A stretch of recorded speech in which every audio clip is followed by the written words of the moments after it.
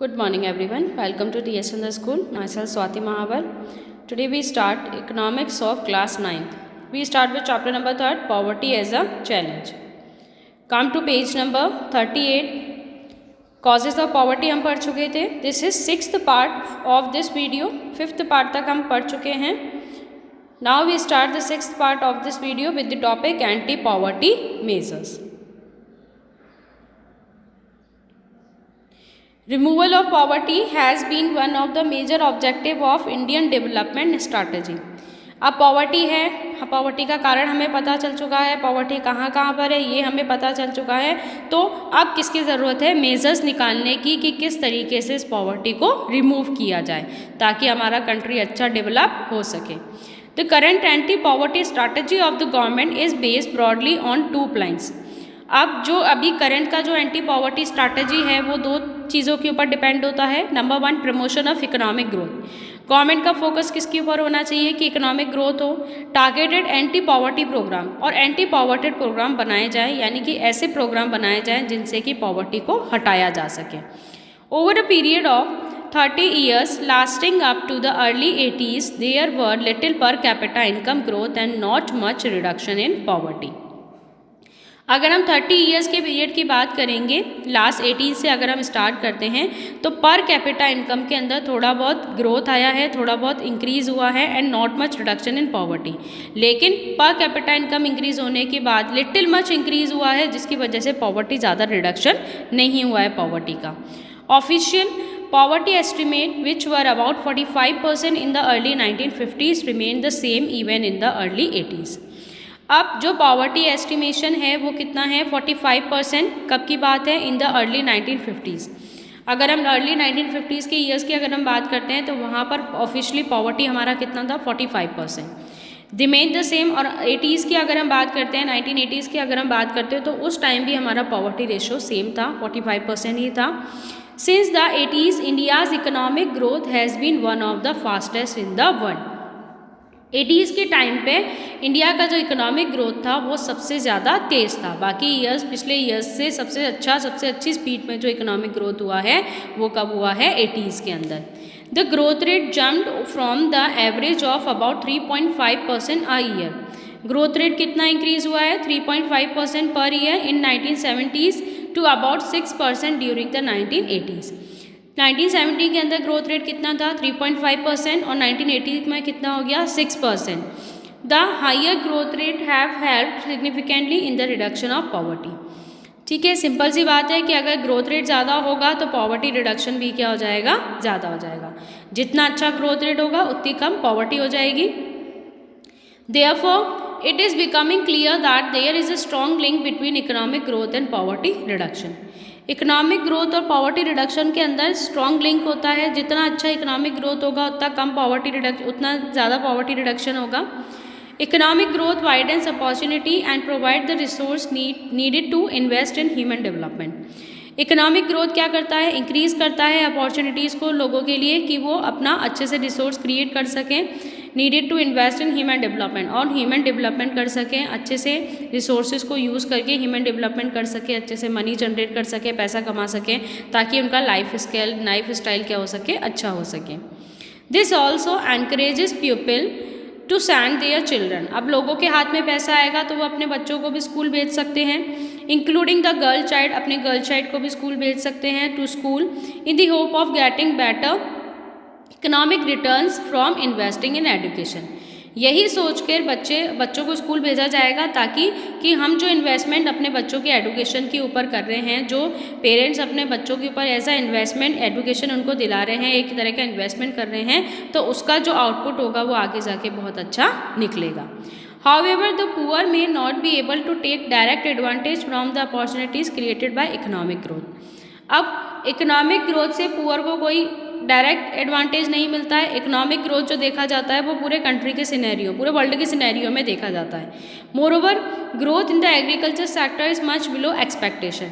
लेकिन जितना एक्सपेक्ट किया जाता है एग्रीकल्चर का ग्रोथ रेट, उससे ग्रोथ रेट क्या होता है? कम होता है. This has direct bearing as poverty as a large number of poor people live in villages and are dependent on agriculture. जिसकी वजह से सबसे ज़्यादा जो इफेक्ट होता है वो किस पर होता है, पॉवर्टी के ऊपर होता है, क्योंकि विलेजेस के अंदर ही सबसे ज़्यादा पुअर रहते हैं और जो पुअर होते हैं वो किसके ऊपर डिपेंड होते हैं, वो लोग एग्रीकल्चर के ऊपर डिपेंड होते हैं।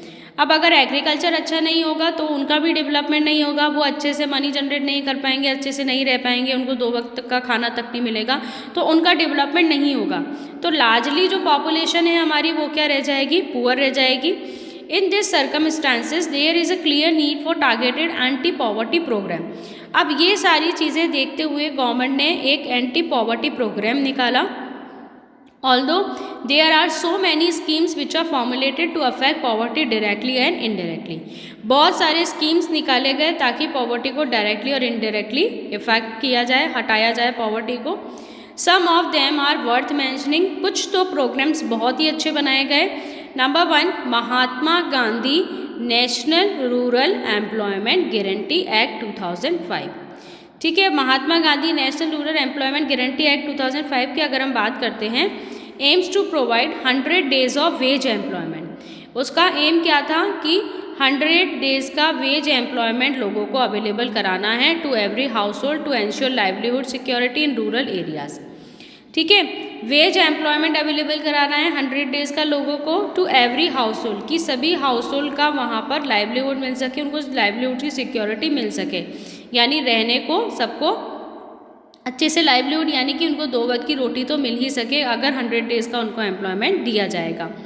It also aimed at sustainable development to address the cause of drought, deforestation and soil erosion. अगर ड्रॉट, डिफॉरेस्टेशन और सॉइल इरोजन आ जाता है तो उस कंडीशन के अंदर लोगों के पास में हेल्प रहती है कि उनको 100 दिन का रोजगार गवर्नमेंट की तरफ से दिया जाएगा, कि कुछ पैसा तो उनके हाथ में आएगा कि वो अपना खाने पीने का अरेंजमेंट कर सके। 1/3 of the propose jobs has been reserve for women. 1/3 jobs किसके लिए निकाली गई, वुमेन्स के लिए निकाली गई।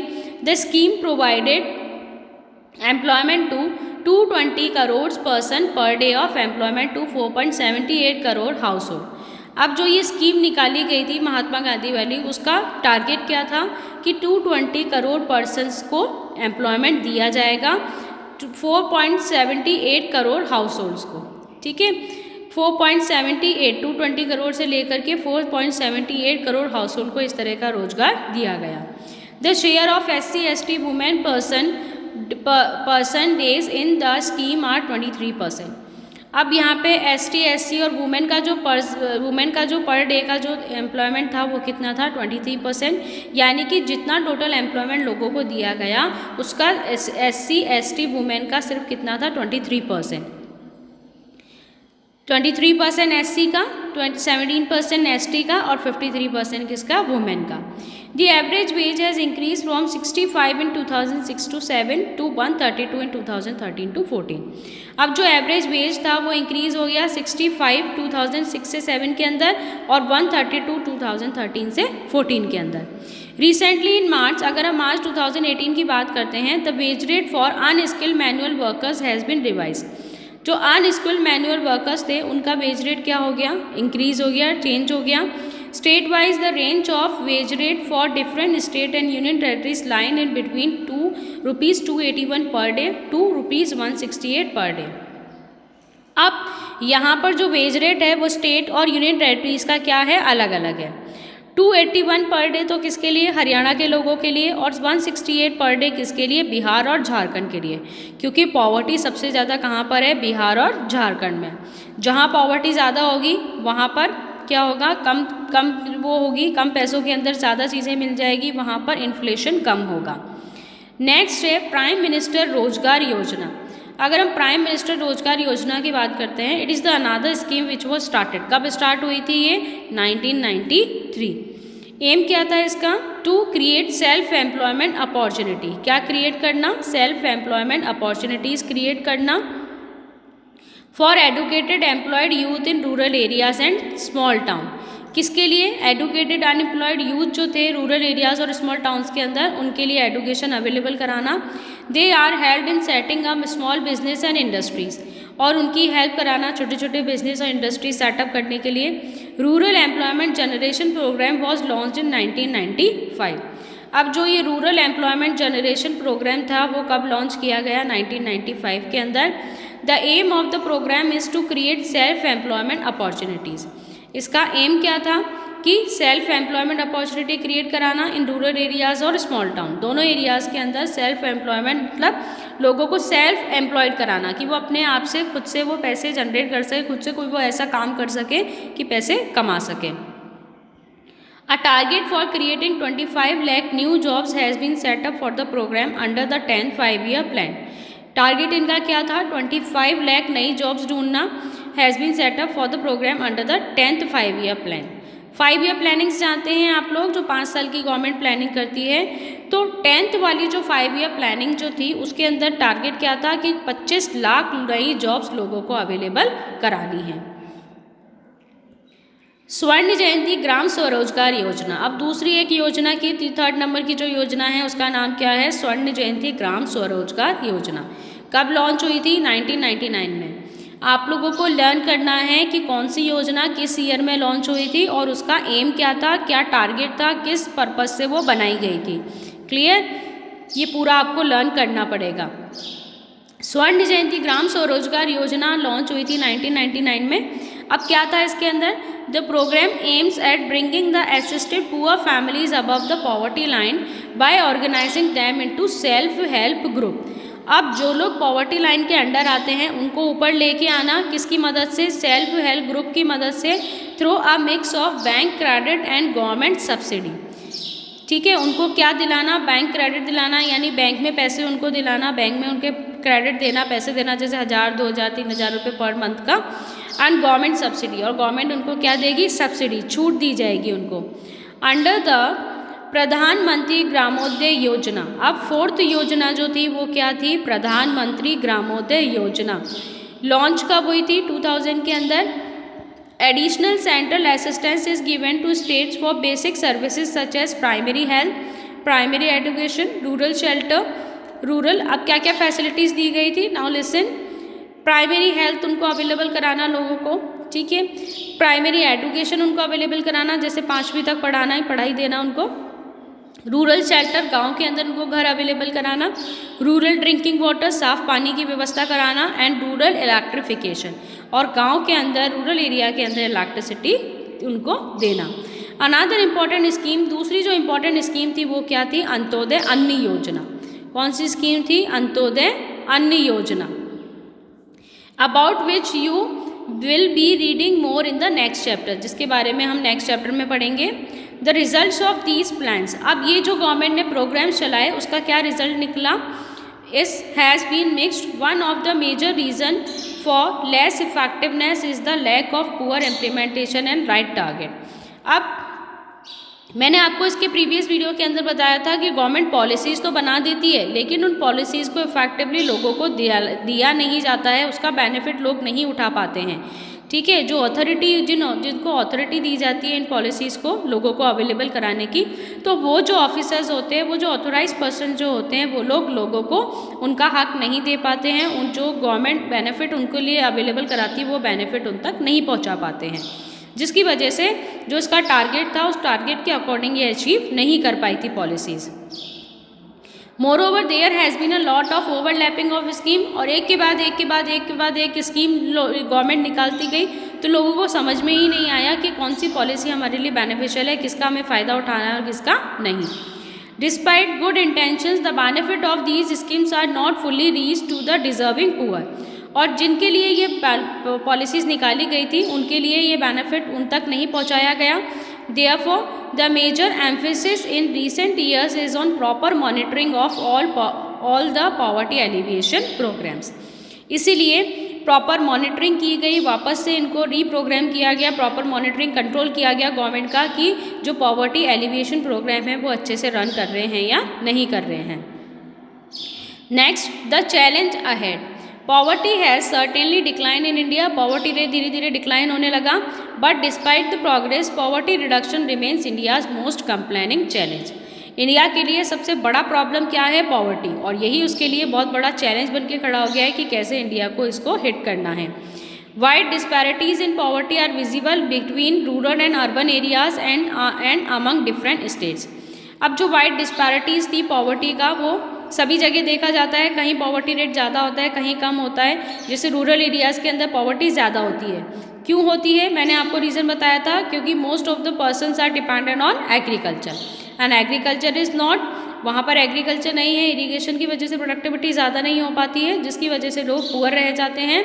And urban areas and among different states, और सभी स्टेट्स के अंदर पॉवर्टी रेशो क्या होता है? कम होता है। Certain social economic groups are more vulnerable to poverty, बहुत सारे सोशल और इकोनॉमिक ग्रुप्स हैं जो पॉवर्टी के बारे में काम करते हैं। Poverty reduction is expected to make better progress in next 10 to 15 years, और ऐसा माना जाता है कि आज से 10 साल के अंदर पॉवर्टी की 10 से 50 साल के अंदर पॉवर्टी के अंदर बहुत बड़ा चेंज आएगा, एक्सपर्ट्स ऐसा बताते हैं। This would be possible mainly due to the higher economic growth, किसकी वजह से? हायर इकोनॉमिक ग्रोथ की वजह से। Increasing stress on universal free elementary education, declining poverty growth, increasing empowerment of the women and the economically weaker section of the society. एक तो चीज़ है किसकी वजह से पॉवर्टी कम हो जाएगी? Higher economic growth. दूसरा, एलिमेंट्री एजुकेशन अच्छे होने की वजह से पॉपुलेशन डिक्लाइन हो जाएगी। इंक्रीजिंग एम्पावरमेंट, वुमेन की एम्पावरमेंट इंक्रीज हो जाएगी, तो इकोनॉमिक वीकर सेक्शन भी, जो वीकर सेक्शन है सोसाइटी का, यानी वुमेन्स को जो एज अ वीकर सेक्शन माना जाता है, वो भी क्या हो जाएंगे? अच्छे से इकोनॉमिकली इंक्रीज हो जाएंगे। The official definition of poverty however captures only a limited part of what poverty really means to people. Official जो डेटा है वो बिल्कुल अलग है रियल से। ऑफिशियल डेटा के अंदर फिर भी पॉवर्टी कम शो हो सकती है, लेकिन रियलिटी के अंदर पॉवर्टी क्या है? ज़्यादा है। It is about a minimum subsistence level of living rather than a reasonable level of living. Many scholars advocate that we must broaden the concept into human poverty. अब पॉवर्टी के लिए main चीज़ क्या देखी जाती है कि मिनिमम सब्सिस्टेंस, अगर लोगों के पास खाने के लिए 2 टाइम्स का मील्स है, रहने के लिए घर है, तो वो लोग पॉवर्टी लाइन के अंदर नहीं आएंगे। ठीक है। Many scholars advocate that we must burden the concept into human poverty. बहुत सारे स्कॉलर्स जो होते हैं वो क्या बोलते हैं? पॉवर्टी मेनली कहाँ होती है? ह्यूमन पॉवर्टी के अंदर होती है। ठीक है, लोगों के अंदर ही देखने को मिलती है। देश के अंदर जो पॉवर्टी है वो किसकी वजह से? क्योंकि उस देश के लोग गरीब हैं। A large number of people may have been able to feed themselves, but do they have education और शेल्टर और हेल्थ केयर और जॉब सिक्योरिटी और self confidence? Are they free from caste and gender discrimination? Is the practice of child labour still common? Worldwide experience shows that with development the definition of what constitutes poverty and also challenge. अब अगर एक person 2 meals per day का अगर वो arrange कर लेता है तो क्या वो पॉवर्टी के बाहर आ जाएगा? नहीं। क्यों नहीं? क्योंकि उसके पास एजुकेशन नहीं है, शेल्टर नहीं है, हेल्थ केयर नहीं है, जॉब सिक्योरिटी नहीं है। तो ये सारी चीज़ें ना होने की वजह से वो स्टिल क्या रहेगा? पुअर रहेगा। वर्ल्ड वाइड एक्सपीरियंस शो करता है कि डेवलपमेंट के साथ में पॉवर्टी के अंदर चेंजेस आना ज़रूरी है। जैसे जैसे डेवलपमेंट होगा वैसे पॉवर्टी का रेशो चेंज होता जाएगा। Eradication of poverty is always a moving target. धीरे धीरे पॉवर्टी को हमें इरेडिकेट करना है, ये हमारा टारगेट है। Hopefully we will be able to provide the minimum necessary in terms of only income to all people by the end of the next decade. ठीक है, मिनिमम नेसेसरी का जो है, मिनिमम जो नेसेसरी जो रिक्वायरमेंट्स है वो चेंज होते जाएंगे टाइम के अकॉर्डिंग। जैसे जैसे टाइम पास होता जाएगा वैसे वैसे उनके मिनिमम नेसेसरी रिक्वायरमेंट्स भी क्या हो जाएंगे? चेंज होते जाएंगे।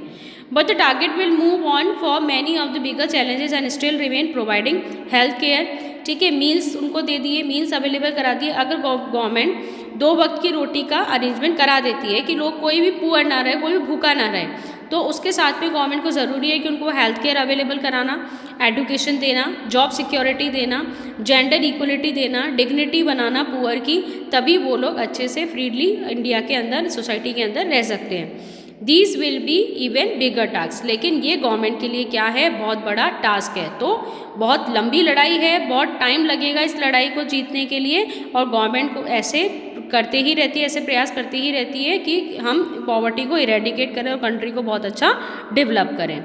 ये चैप्टर आपका इस पार्ट के अंदर कंप्लीट हो चुका है। This chapter was completed. ठीक है, इन बिटवीन क्वेश्चंस बहुत बन सकते हैं, so you have to read this chapter carefully. Thanks for watching. Stay home, stay safe.